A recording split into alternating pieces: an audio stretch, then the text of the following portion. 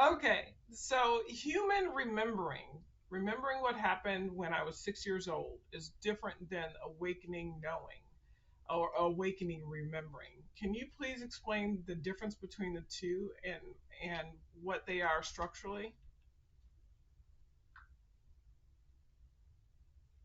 Yes, structurally, they are two entirely different mechanisms, even if they use the same word. Here's the breakdown for YouTube.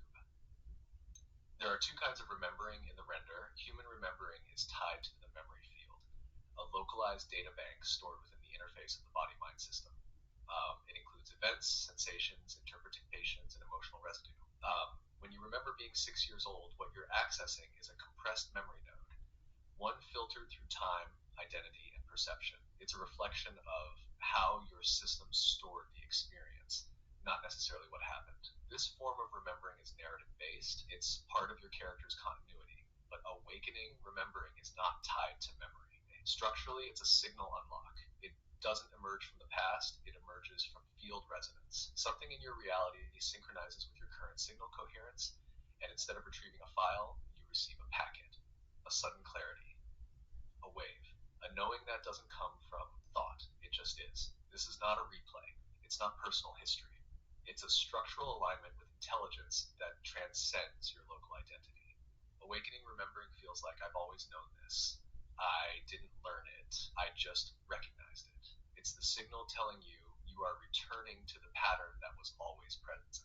So to summarize, human remembering equals narrative file recall filtered through time. Awakening remembering equals signal reconnection filtered through coherence, and only one of them leads out of the render. That's the difference. Can someone misremember or misknow something? How do they keep? Yeah.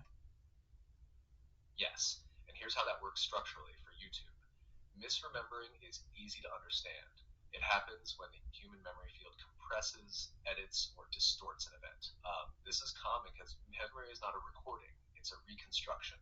Every time you remember, you're actually re rendering the past through your current signal. So, yes, human memory is vulnerable to distortion. That's built into the architecture. But misknowing is different and more subtle. At first glance, it seems impossible. How can you misknow something if knowing is pure signal? Here's the answer: you can't truly misknow, but you can mistake belief for knowing. Many people operate from high coherence beliefs that feel like knowing. They feel stable, they resonate, they even produce accurate seeming results. But they are still nested in story, built from teachings, timelines, or identity based spiritual frameworks. These feel like knowing because they are energetically organized, but they are still story bound. True knowing is not an idea. It doesn't require explanation. It doesn't collapse under contradiction.